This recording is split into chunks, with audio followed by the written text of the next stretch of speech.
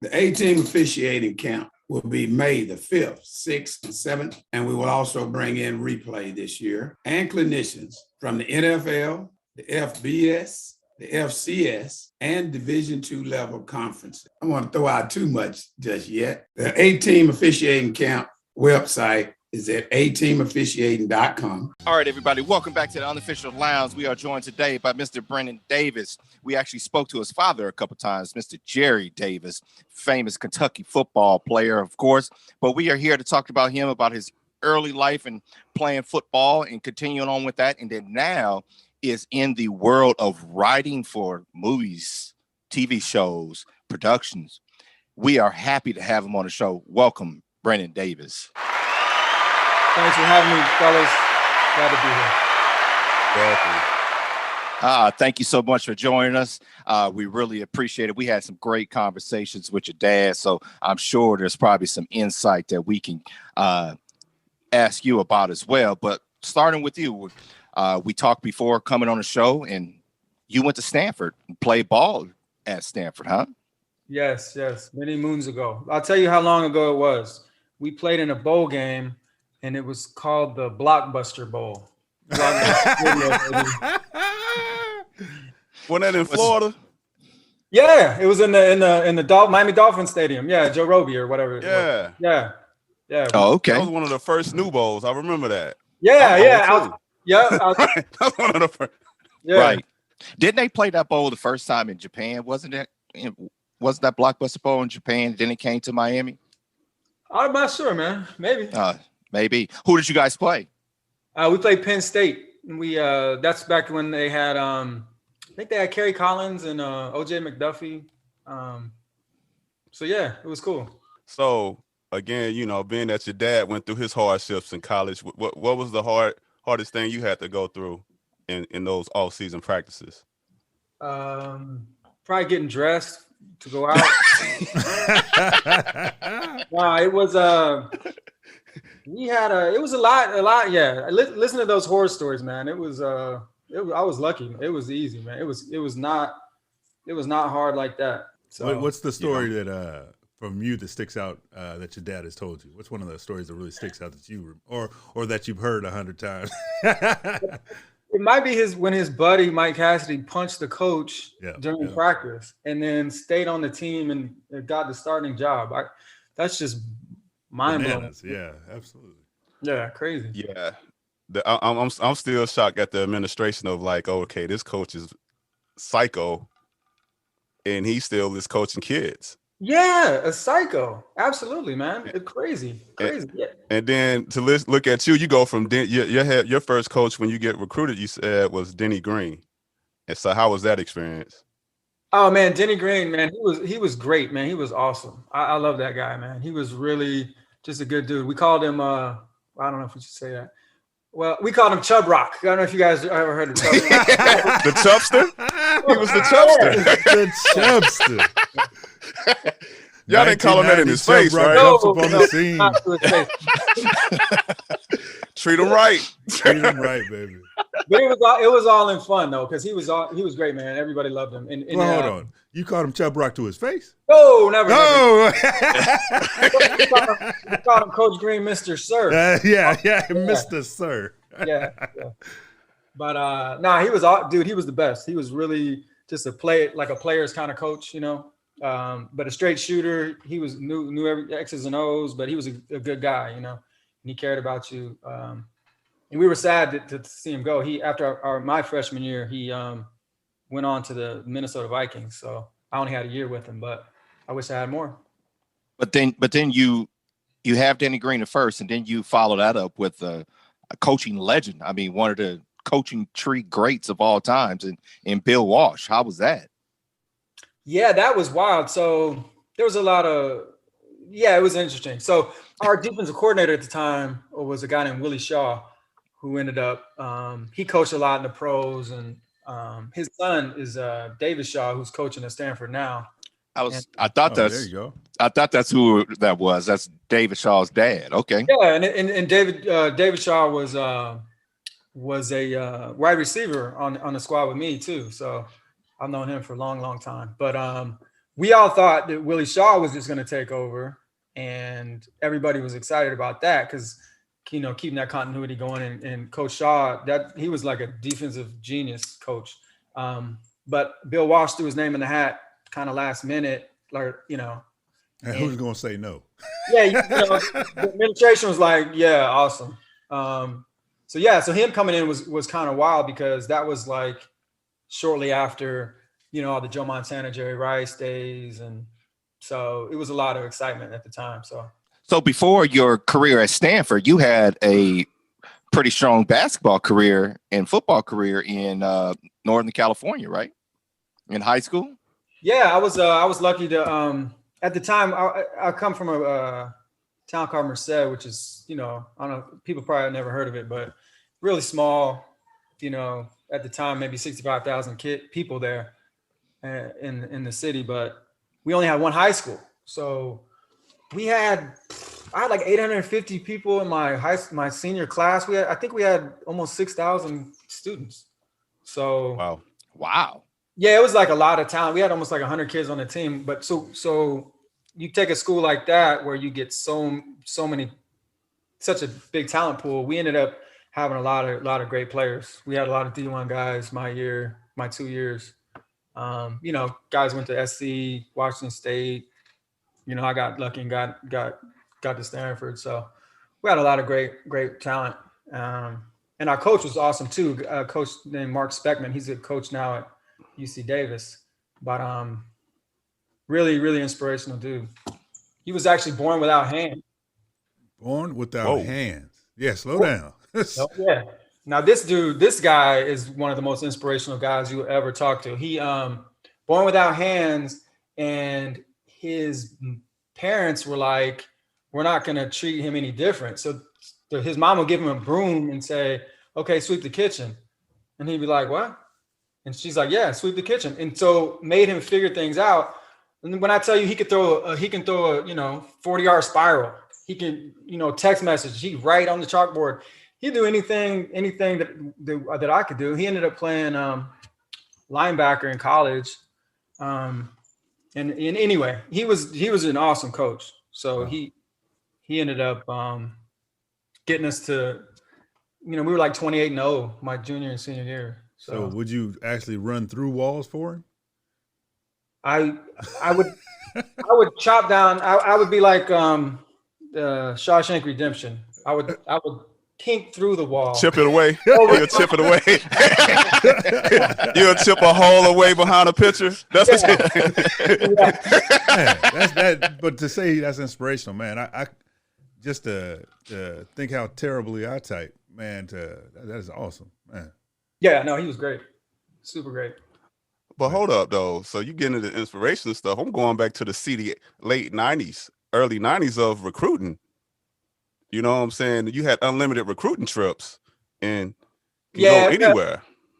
You know, I got Arizona State was interested a lot. Harvard was interested. Those are the two big. You had the Boeing trips then. Arizona State sounds like a good time. I've been there. I wish. He had the educational trips. Yeah, exactly. I wish I'd have been to the Uncle Luke Miami Hurricanes trips, but yeah, I didn't cut the mustard to get invited there. But yeah, that would have been the right time to take a Miami trip. That's for sure. Oh yeah. You would have got a different experience than your recruiting trip to Stanford, huh? No, and I would have gone there too. Good thing I didn't get recruited there. So the CFL, you went out there and played a little bit. Yeah, that was weird, man. My contract back then, it was like, I think it was like $46,000, you know, and I signed like, oh, I'm super excited, but right. It was Canadian dollars. So the real dollars was like 3/4 that. So it was like 20,000 or something. Oh, wow. And what's in Ottawa? They have Ottawa. a ball. They have a ball. That's it. Yeah. I wasn't there. I wasn't there that long. They have a rule, and you guys probably know this, but you have to have a certain amount of Canadians on the squad. Right. So, and there's some good Canadian players, absolutely, but you know, some of them weren't that hot, but they had to keep those guys just to hit their numbers. Cause like they would want an American quarterback. So that's one of the slots and they would call them foreigners or whatever. So right. I ended up getting cut. I think if I was Canadian, I would have been an all pro. Oh, wow. There you go. I don't know about that, but you know what I mean? Like, right. You would have had a playing carear longer absolutely. Right. Yeah. That makes sense though. Yeah. At the time, and I didn't do it because I was stupid then, but when I got cut, I was like, when I have a child, I'm going to drive my wife over the border so we can have the baby in Canada. Get that Canada insurance. When he gets older, he's going to, right there in the CFL, he'll have a career. Hold up. You was wishing the CFL on your firstborn male if it happened. That's kind of low. I thought you were going a whole different area. I thought you were trying to get that Canadian health care. I'm a wish. Now I'm trying. He said that was the backup plan, y'all. Y'all didn't hear the first part. That was the backup plan. I'm disappointed in that. If the NFL didn't come through for his firstborn, it was the CFL. And he was locked in because he was Canadian. So he was going to have to get a roster spot. That's it. He already had daddy jeans, so he know he was going to be good enough to make the CFL. Come on now. I had already moved to the healthcare system. I didn't. Yeah, that was a lot of reading between the lines right there. Man, I didn't see that. Canadian. Oh, I don't know how the heck you got from sports to healthcare, but anyway, Monty, we won't get on you too hard tonight. So there was no out back in the day on that you know what I'm saying, money transfer. You know what I'm saying, where you said your salary. Understanding your salary, right? No, and I obviously didn't read the contract like I should have. I was just happy to sign it. So it didn't matter. The Canadian taxes are terrible. That's why they have good health care, probably. Right. Yeah. See, it all comes back. It all comes back around. So you play with these great coaches. You're under these great coaches. So what were some of your takeaways that you learned while in college from those coaches, from both Bill Walsh and Danny Green? You know what, man? The big lesson I learned, and a lot of people learn it a lot earlier than I did, so I was blessed that I didn't learn it till then. But I really learned about politics, and I don't know if you guys went through this playing football or whatever, but the guy you get recruited from loves you, and then when he leaves, then the new guy comes in and he loves the people that he recruited, and he don't. From what I hear, Denny did the same thing when he was first coach. And so Walsh kind of was that kind of guy too. And coming from the pros, you can start a rookie in the pros because the rookies coming into the pros are, 23, 24, battle tested and all that. But Coach Walsh, he would like to play a lot of freshmen who – a lot of them grew into being great players, but at the time, some of them, they were green. And I think that was kind of what I learned. It's not always about politics. Yeah, right. It's not always about what it should be about, and sometimes it's about some of those things. But I have a couple friends, kids that have been getting recruited over the years, and I tell them that's the biggest thing of. You have a relationship with the person that's recruiting you, but what happens if that person leaves, if they get fired or they get a better job, are you still going to be taken care of? And when it comes to playing time, it's, getting your scholarships and stuff taken away. It's not like it used to be back in the day, but, the playing time aspect, that running backs coach all of a sudden gets a job as an offense coordinator in another school and he recruited you. Now what? Yeah. No, exactly. And you could get lucky. Like Coach Willingham came in after Bill Walsh. And from what I hear, he was real straight, real fair, like best player plays. So I guess it all just kind of depends on who you get. But I would totally draw a little bit. Sounds like based on who gets hired, it's luck of the draw. Yeah, big time. But like when you're getting recruited, it is good to kind of consider how long is this person been at this school? Are they going to get fired or are they going to move on, like you said? So consideration, especially college coaches. I think that's the strategy they're doing with Harbaugh right now because he got his extension. Because I think Michigan didn't want to start trying to recruit with someone like a lame duck, Yeah. That's probably why they extended him. Yeah, He you was can't. cheap. Right, yeah. And he cut He half get of his half. salary. But we won't talk about that. Yeah, it's hard to go They from started 8 giving them to Canadian 4. dollars. Right. That contract went from almost a $9 million contract to a $4 million contract. But Then he got less of assistants go too. So right. that's the seedy side.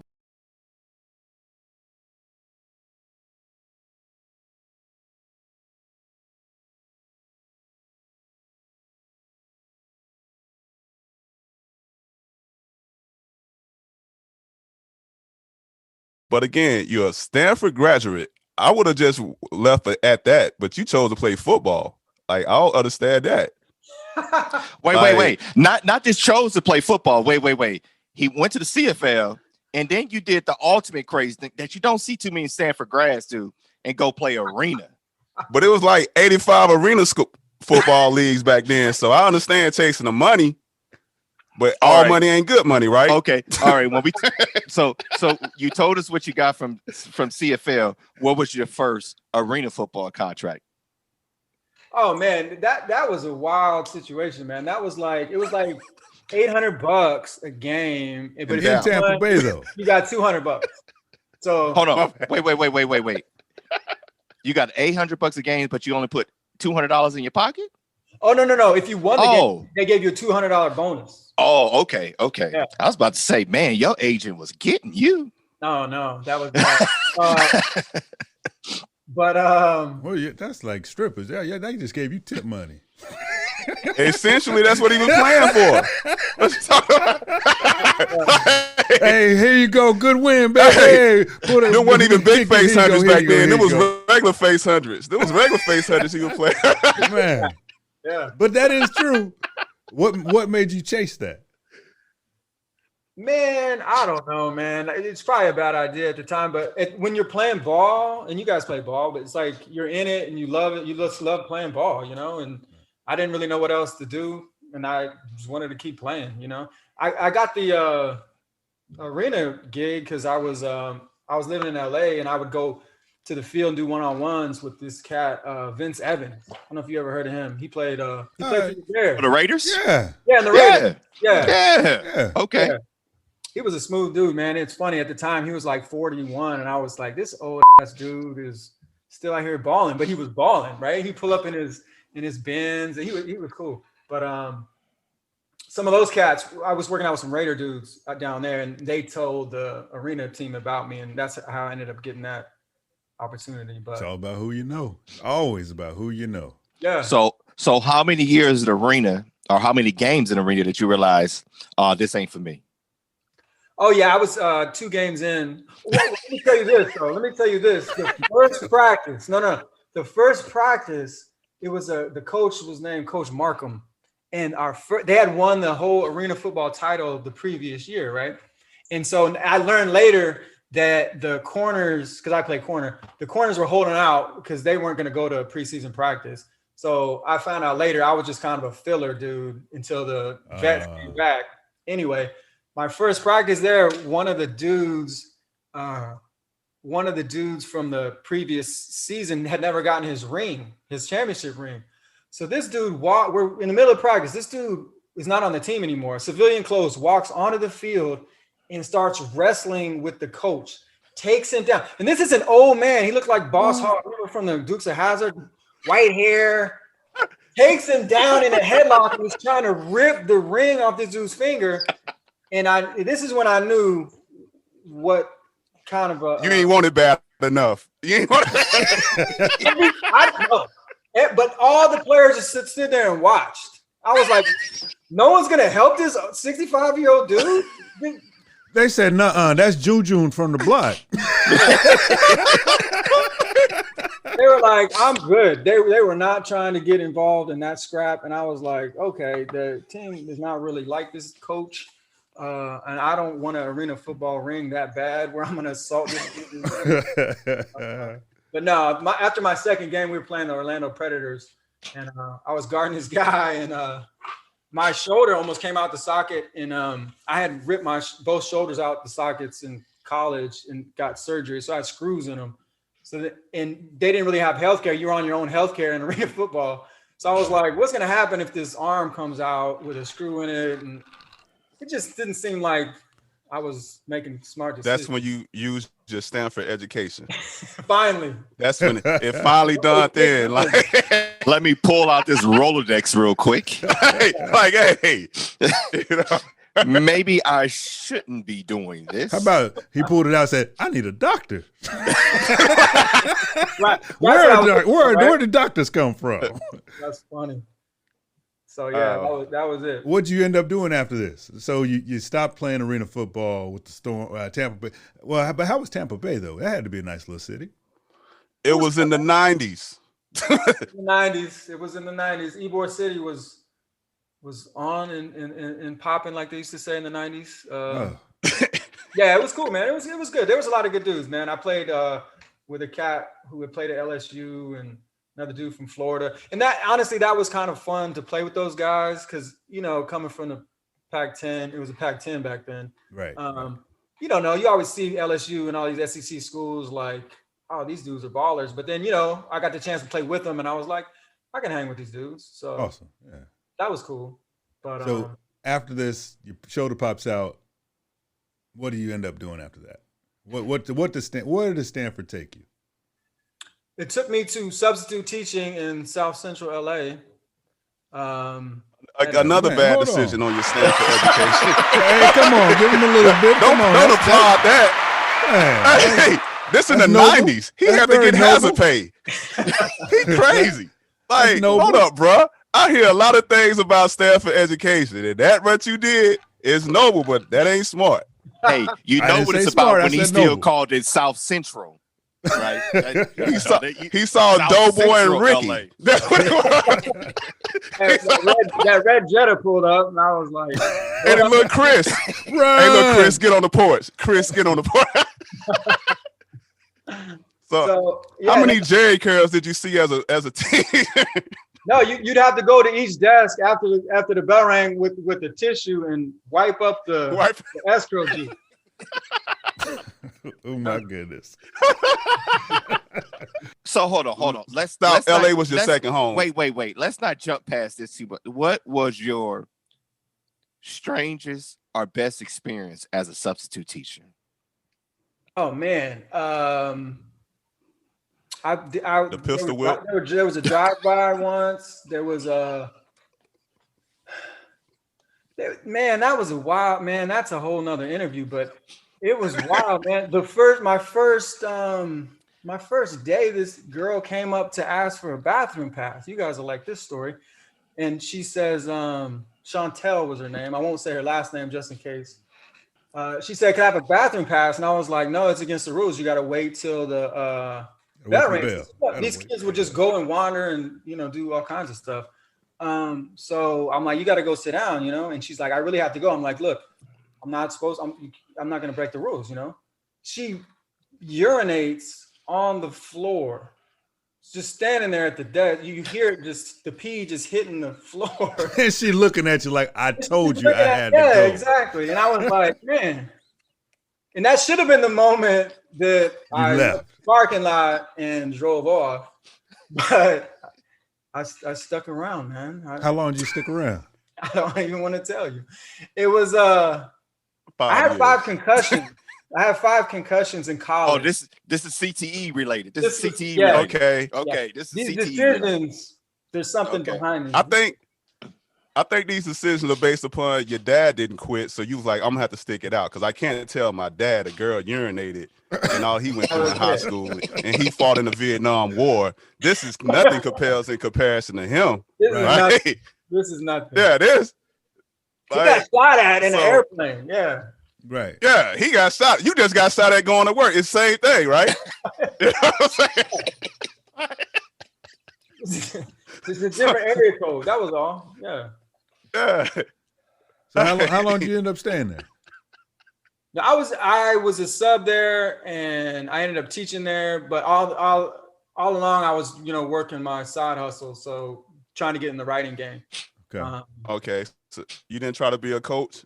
being that it still was an itch in you? You didn't try to be a coach or try to do anything Official? football, There's sports, always sports officials? related? There is that. You know what happened?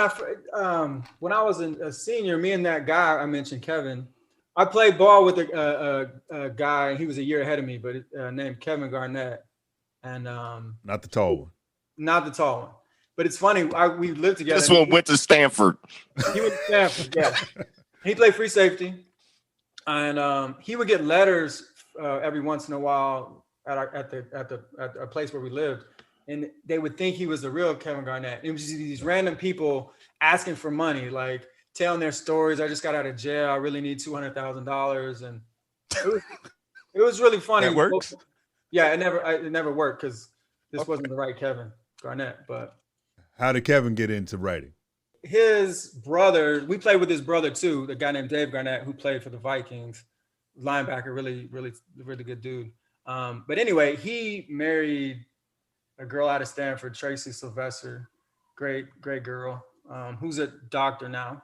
Her dad is Harold Sylvester, who played Griff on Married with Children, worked in the shoe store with him. Really good dude, really smart guy. He was a writer as well. He wrote a movie called Passing Glory about his time playing basketball in the segregated South. That was on TNT, but he also, I think he was a writer on Hill Street Blues. He really, really talented guy. But anyway, he kind of mentored Kevin and I and got us kind of writing and scripts and showing us how to do it. So that's how we kind of got started. So we talk a lot on the show, Field of Life. What was the biggest thing that you took from him as a mentor? It got him out the classroom. Right, that too. It got him from getting shot at. But what's the biggest thing that you took from him that you think you still use today? That's a good question. That's a good question. I think because he was a fantastic basketball player for Tulane, like a big time athlete. When he finished college, he started acting in the theater, like a really smart guy. I don't know if that's what I took most from him, but I was kind of inspired by him and the fact that he was a athlete, and everyone thinks dumb jocks and that sort of thing, but he was able to transition to something where he was really using his brain and his creativity. So I think that would probably be what I took from Harold. So how long after meeting Griff? I forgot his name. Now I saw the Married with Children, and Griff's just stuck with me. How long after meeting Griff did you start your own writing career? Because you started writing for LeBron's actual marketing campaign. So, man, you skipping steps because LeBron and Griff. Yeah, how did we get there? So how that happened was, the Hollywood game is real wild, man. It's hard to get into, and it's real political, and I'm sure you guys know. And We call it officiating. It's just different. It's the same. It's the same thing. It's like who do you know? Who's in control? And for you, I think it's more about who has the budget at the time, right? Not just the influence of what's going on. It's, hey, this person can have a big name, but if they don't have no projects going on, it's no good for you. But if it's somebody that you're connected to, and they got a big production budget, bam, you ready to go. Yeah, that's funny. Like I never even thought about that in terms of like the official game. But I'm sure you guys watch games all the time, and you're looking at the official, and it's probably it could be the Super Bowl, and you're looking like, this dude, like I could do that, like, and you could, and it's right. There's only so many jobs, and it's kind of how do you get in, and who do you know that's going to hook you up. That's how I'm sure a lot of things are like that, but that's life. It's a lot of fails. Yeah. It's a lot of failed stories, busting tables, and being waiters in Hollywood. You know what I'm saying? So everybody come out here just to make it, and being that you got that one shot. Because I'm pretty sure if I'd have showed up my first day on the job and the girl urinates in front of me, I'm looking for the exit. Right, I'm gone. You know what I'm gone. Yeah. And so then you had to stick it out because you had to eat. You know what I'm saying? So yeah, how was that first? What was the first? So how was that first? Job? Yeah, how was that first job to let you know, like, hey, I'm out. Yeah. I'm gonna step out the way. I'm about to shoot him the deuces.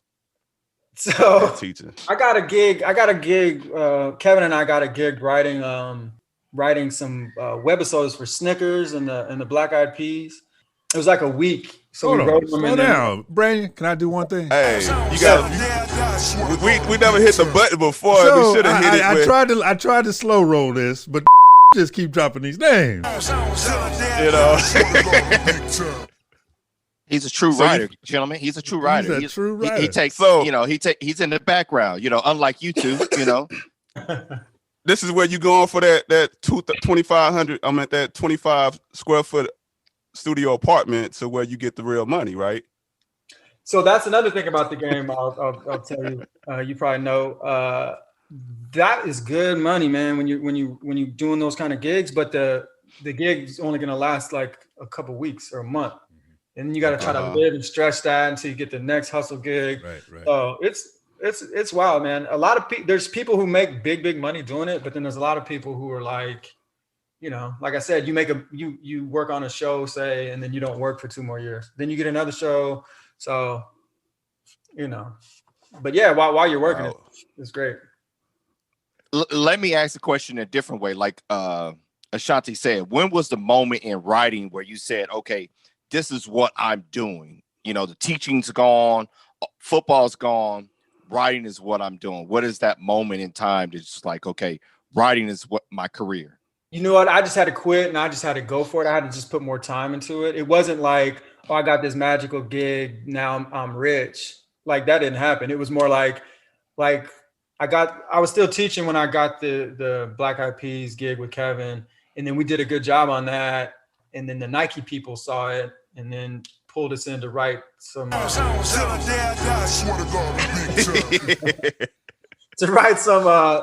James commercials. And then that was cool. At that point, I was like, okay, I just need to quit teaching and try to focus and try to hustle more than what I was doing, How finicky is the public though? Because you're basically trying to reach an audience of a certain demographic, a certain style, but how often do you miss? I never miss. Woo! Hold up, man. No, Branyon. I'm gonna ask the question that me and Ashanti want to know, because you work for Nike. What sneakers did they offer you? Yeah, that's the best package. What sneakers did you get a discount? Did they get some crazy Jordans or something? Man, you know what? They flew us up to Oregon they call it the campus, the Nike campus, right? And wow, you got to see all they have it's almost like a Hall of Fame of Jordan with all the Jordans and the cases and stuff. And this was kind of funny. They put us at a table and we had to read kind of what we came up with, right? Like our script that we came up with. We were trying to get the job still. And they sat LeBron like right in front of me on the opposite side of the table. And I had to read, and I was reading the LeBron part. So I had to read what LeBron was saying. LeBron. Yeah. What voice did you use? Let me hear this voice. What LeBron commercial was this? Let me hear your LeBron voice. It was a Porky Pig boy. I was like, I was a little nervous, but it ended up cool, man. It ended up real cool.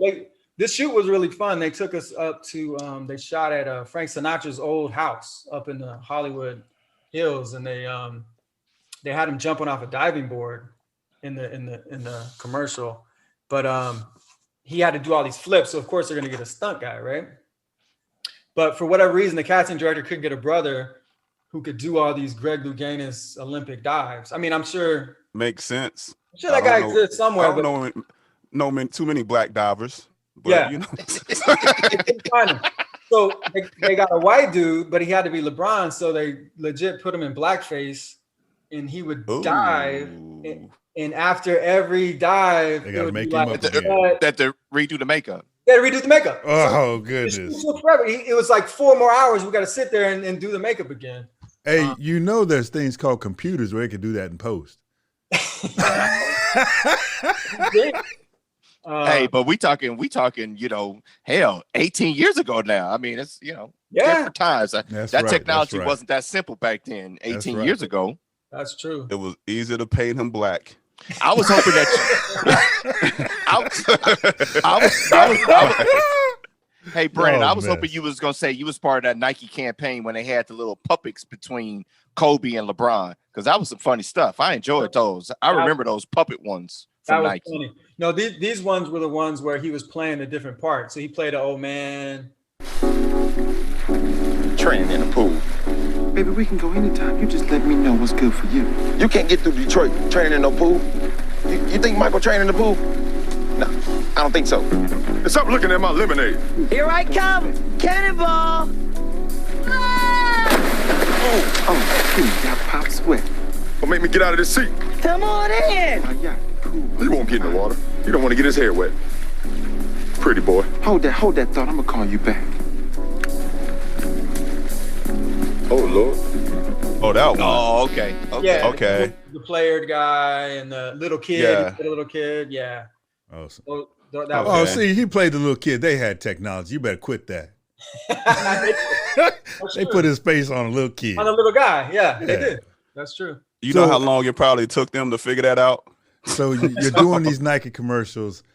So now, is And it they next? still didn't give you no gear. You can And- ask this question, Monty, but me and Ashante upset over the gear. Yeah, we just, he ain't get no gear. Like, I do have to Some- say, some I do have Jordan to say them 11s, Jordan- 13s. those I was Jordan happy cleats to that get they them. wearing these days are fresh. I gotta say that. Yeah. So you start doing these Nike commercials. Next, is it next that you start working with the King, Tyler Perry? I think that was my next. man, your time frame ain't even right. But what's he talking? Well, but think about it. He's got gaps because you figure you sell something, and then next you're going to 2 years later, a year later, then you get something. It's not like So, it's coming. You said payday you after did that payday after commercial payday, in Georgia, though, right? No, those commercials were in LA. Yeah, They're like, Frank okay. Sinatra's house.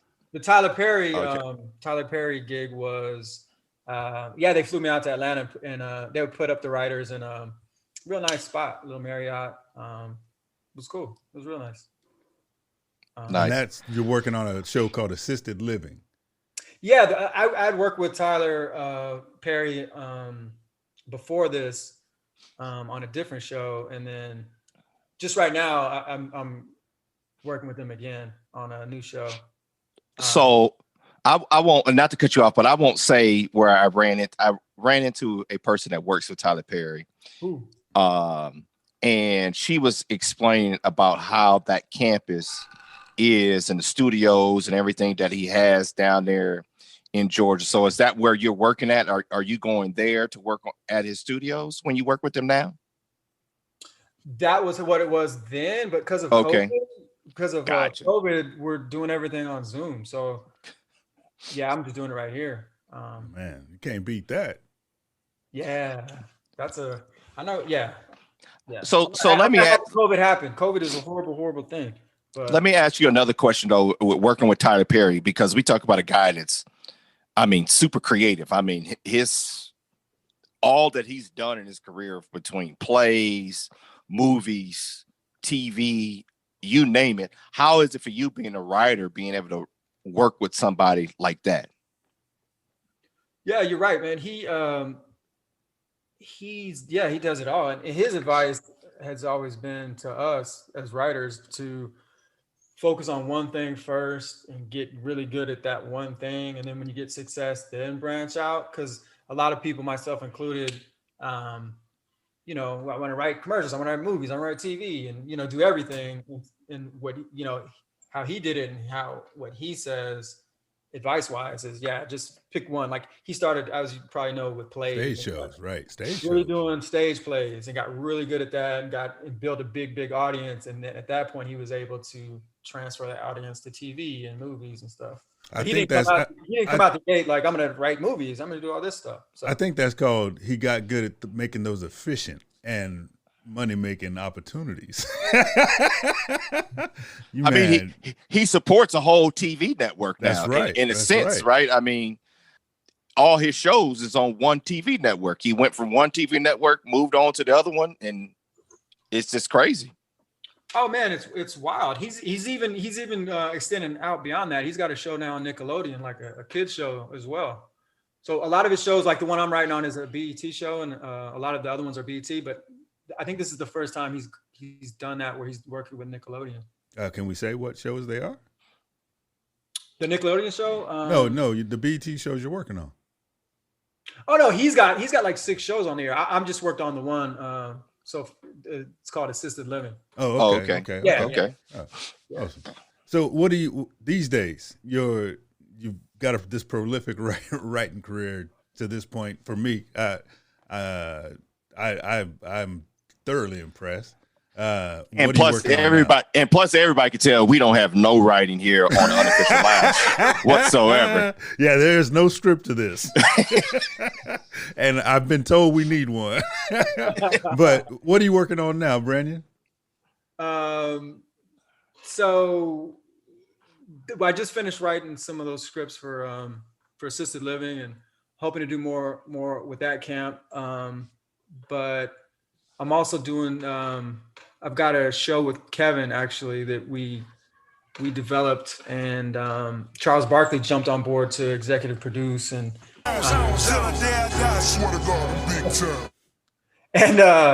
so I wrote the script, and we're kind of getting the script out. I'd say I'm not doing it. The production company, Charles's people, and the guys from Slam Magazine. I don't know if you've heard of Slam Magazine, the basketball magazine. It's been going for 20 years plus, super popular. Right. But a guy named Aaron Phillips has just started a more of a media company in terms of like RTG Features is kind of the arm of Slam, and they're looking to do sports related, basketball related projects. They've done stuff with Stephon Marbury and some other Strawberry. Yeah, some more documentary stuff, but this is the first scripted show that they're bringing out. So Aaron's been amazing. And this show that you're talking about is called The Line? It's called The Line, yeah, and it's based off a book called Scandals of 51 by Charley Rosen. And Charley's a great guy. He was just featured actually in the Jordan documentary. I don't know if you guys saw that. Absolutely, absolutely. But who didn't see it? We were locked up in a house. Who didn't see that? Everybody saw that. But Charley actually was interviewed for that. He's one of Phil Jackson's really, really good friends, and they interviewed him about Phil. So he was on there. It was great to see him on there. He's a really good guy. But anyway, he wrote this book about this scandal that happened back in the 50s with point shaving. There was a college, CCNY, who won the NCAA title and the NIT in the same year. And, they were a school that was a public school, and, they had Black guys and Jews on their team when a lot of other schools in the SEC, they weren't in the SEC, of course, but like Kentucky at that time was Adolph Rupp and, nothing but white guys. Right. A lot of racism. So this CCNY team was held up as kind of like, this is like the working class team of the people, integrated, when a lot of teams back then weren't. Most teams weren't actually. So it was like a big rise and a big fall because some of them unfortunately were point shaving and working with the mafia. And so, yeah, the show's all about that. And a lot of the racial aspects of the time too. Like I said, that it was an integrated team. So the Black dudes on that team, they went through a lot of things and were treated worse, no surprise, than some of their teammates and higher ups because they weren't white, when they ended up getting popped or getting arrested. And but there's a lot of parallels too. It's really wild. Like back then, Joseph McCarthy was on the scene. Oh, McCarthyism. Yeah. Oh, yeah. You're not Soviet. Yeah. There are a lot of parallels to the political climate and certain leaders. Man, that's awesome. Yeah. So anyway, we're excited. And that was in 1951, and we kind of still talking about those things in 2021. Exactly. Right. So, yeah, interesting. So what made you choose that topic to research for a project?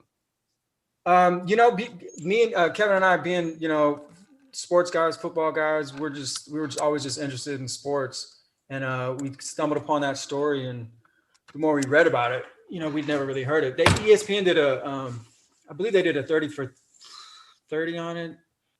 So yeah, just the fact that it like race and sports and money and the mob, like I love the movie Goodfellas.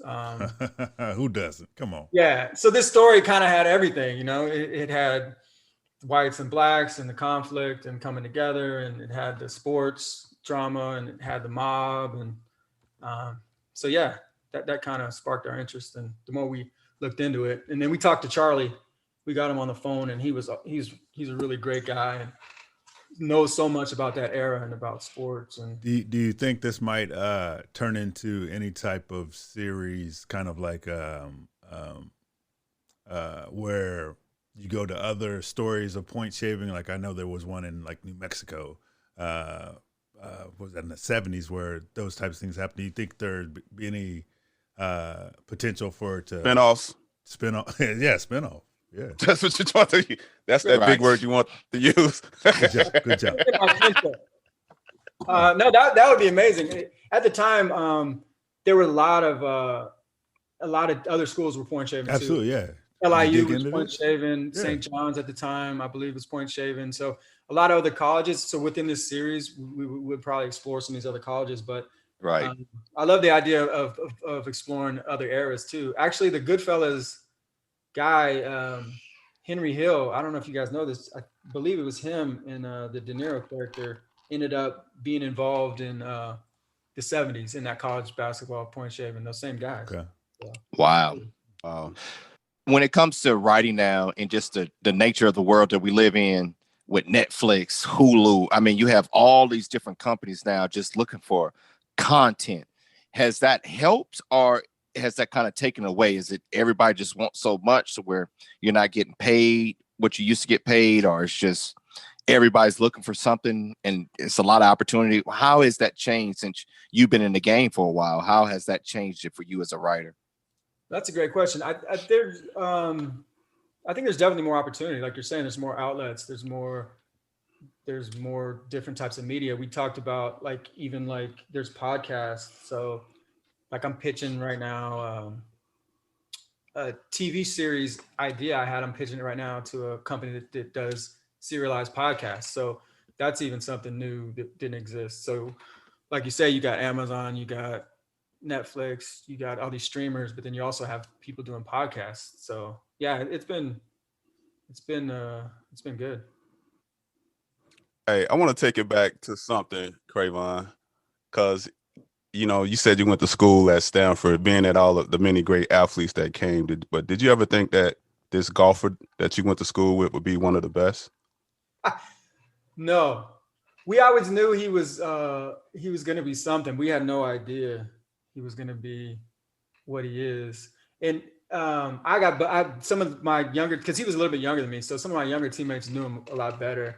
I would see him at parties and we would all talk in class.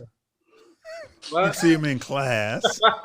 He's grown. They went to Stanford. If he said there was a party, Stanford. Come on now. It was at the lab. Yeah. If it's all the parties at Stanford, the computer lab. Right. We're streaking in the quad. Right. So no, we never knew. And he was young, he was a young guy then too. He didn't have as much swagger as he has now. So we didn't know he was going to take over the world like he did. So we were all, happy for him. So what would you say, like you say, taking over the world, the mentorship and connections, how much do you think that has helped in your life? I think, I don't know. That's a great question. Is that what you paid for when you went to school? Is really that Rolodex? Well, he was on scholarship. No, everybody pays something. Your parents got to come to every game. They come road tripping. There's a cost to everything. Nothing's for free. But do you think his parents would have did that if he went to Marseille Community College? He went to Stanford. That was a treat for them to do it. Come on now. That's absolutely true. But do you think you have the degrees, you have everything else, but what would you say to kids? What's the benefit of college? What helps you? Benefit of that particular college for me, I think I would say and I'm not putting myself in that group, but it was just you in the group, you graduated. I don't know. There's a lot of people. We had to stop. I played with a lot of football in a lot of different places, but that one, like, my former teammates are like doctors and hotshot lawyers and and you just the writer. They looking at you like, man, come on, pick it up, bro. Come on, step your game up. No, really. Yeah. So I would praise it actually differently. Being that you would rephrase it as being that you were a teacher, what did you try to help inspire those kids in that to help them get out that environment when you was teaching? What insight or pointers did you give them? No, yeah, I'm glad you brought that up because I know we were joking earlier about it. But those were some good kids, man. And I honestly approached it as like, yeah, it's a paycheck, but it was, for me at least, it was more like trying to give back because a lot of those kids did not have great home lives and did not have great opportunities. So, it was just trying to teach them and trying to help them and say that, if they could get an education and graduate and, get a job and they could make something of their lives. It wasn't just, just the block. Yeah, it wasn't just the block. Like, people out there are people out there that care about them and want them to succeed, and success isn't the new Jays, although we might disagree. It could also be, real success is taking care of your family and there you go. Not going to jail, those kind of things. So, that's a damn shame that's how the bar is. Hey, man, it's that simple, people. If that's all you know and all you see, that's all you're going to try to be is this. Yeah. Well, absolutely. But that's not a bad thing for anybody. Shoot. Yeah. Get out your mama house is what I try to inspire kids. Yeah. Especially LA, man. I don't know if a lot of people from LA, but that was something new for me, man. I didn't know that coming from where I came from, Merced. Merced, you move out, you're 18, you're out of there. In LA, man, you got 30, 35-year-old, 38-year-olds living at home. It's wild. Man, the rent is high in LA. Right. It is. There was a whole governor's campaign ship about that. Man, the rent is high. So let's jump back to sports real quick because we really appreciate your time and we don't want to keep you too long. So what was your feeling of officiating when you played sports? You guys will be happy to know this. My dad, he complains about this all the time. I would always give the ball to the official. I would not throw it up and spike it or do none of that nonsense. I would give it to you guys because I know you guys are doing your job. I don't have a problem with authority, man. So like on the field, I feel like you guys are the authority. Like, I was good. Like, yeah. We'll say at least for 3 hours. That's about it. Yeah. But like I said, I see nowadays, like you guys probably, I'm sure you saw it because I saw it, but that high school player that came and tried to bolo the ref. Oh yeah, he didn't try. He did. No, he came across of him like Hacksaw Jim Duggan. Right. Yeah, as an official, sometimes you got to read the room, and if you hear somebody go rah rah and you stand on the sideline, they probably mad at you. So I brace myself. Stay ready. You ain't got to get ready. Just like the players, keep your head on a swivel. Keep your head on a swivel. But I think too, is like you said, you handed me the ball. If you're handing me the ball and another one of your players isn't, I would just point to him to let you know, like, hey man, talk to your boy, because you see, he handed me the ball and you just throwing it down. Like this is not efficient. So it's like how you got to talk to the players. Yeah. And do you guys find you doing any favoritism? Like if somebody is giving you a lot of or problem? No, because we're looking at the fouls. It ain't about how they acting. Yeah. I figure the foul is the foul. The bigger referee says that, but some of the petty ones don't. So if say number 98 is just a pain and he does something that you know is like probably borderline, you know what? He getting it. He getting it. But you know, I would say this. Sport by sport is different, right? When I referee basketball, if there was a player that was pushing that line in basketball, you could, call that foul on that player to kind of get that player in line. It's not like you weren't calling it both ways, but it's like if you had a player that was just pushing ahead in basketball, it's kind of easier to get on that player. Where in football, 15 yards, foul, but even if it's not a 15-yard foul, each foul in football really makes a big difference compared to basketball. Basketball, there's probably 25, 40 fouls per game, period. To where with football, right? With football, it's you either an extended possession or you're not. So it's not an opportunity to even think about that. And the higher levels you go up, the more disrespect and the more yelling you're going to get from coaches, players, and so on. And you just got to be a grown man and just take it. It is what it is. Yeah. Now, they can't personally disrespect you and all, but I mean, it's just part of the game. It's this human nature of the game. But sport by sport, I never call baseball games, but I can only imagine if you calling balls and strikes and that pitcher is, you got a lot of influence on how big that plate is at a matter of time, or how high, where somebody's knees start, or did they bend down too low? But it's, in order to make it in this game, you can't be biased at all because it's going to jump out so fast. You're not going anywhere. Yeah, no, it reminds me of being in a weird way, being a teacher. Like as a teacher, you got these kids, some of them are some are not, and you're the ones giving them grades. It's like there's certain subjects like math you probably can't. Yeah, 1 + 1 = 2. Yeah, like, what you want me to do? If it's an English essay, hey, your own bias might come into play. Has anyone ever urinated on your field?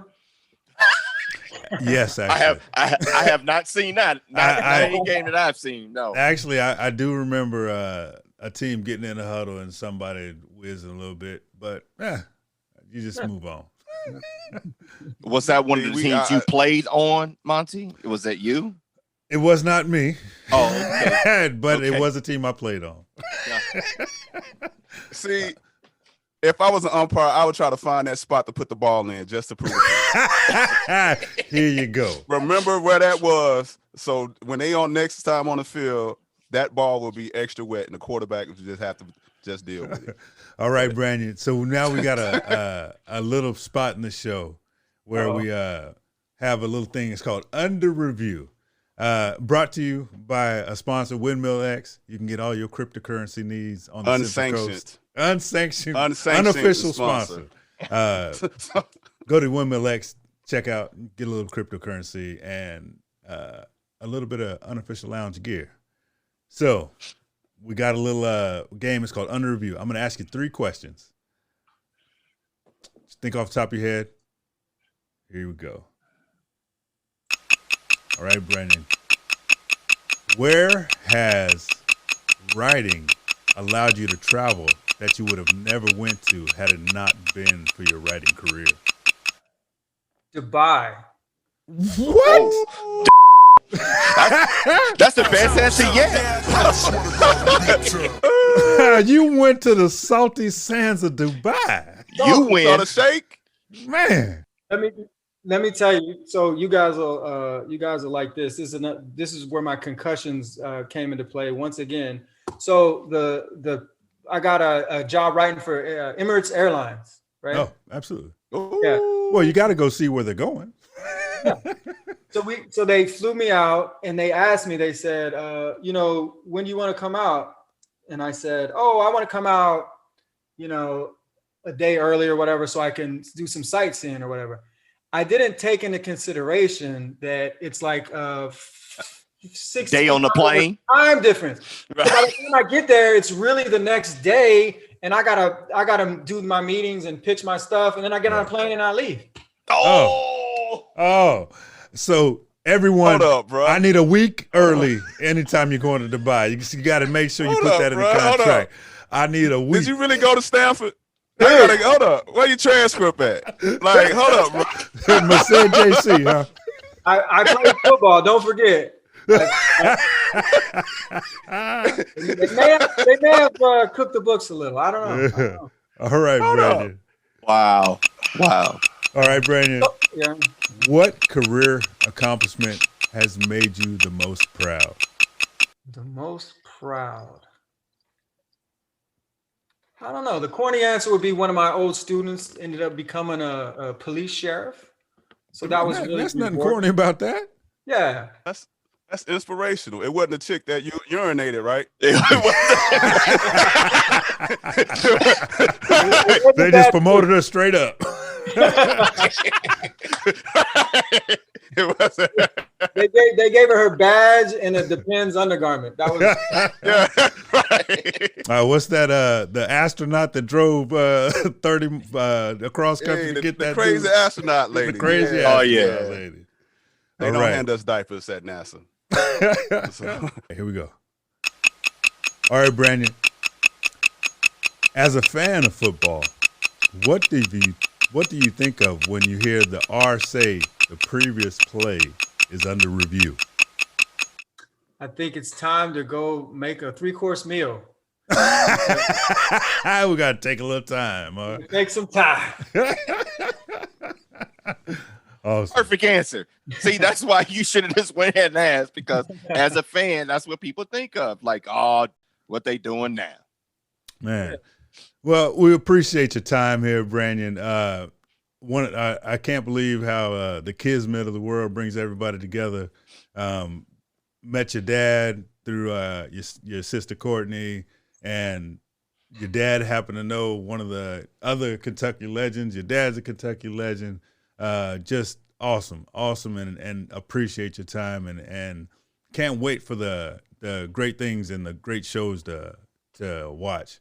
And hopefully you can help us out with a little writing on this show. Anytime. He ain't cheap. Yeah, we ain't got no Tyler Perry money. Yeah, we need some pro bono. We need some pro bono. Man, just, Canadian, we're good.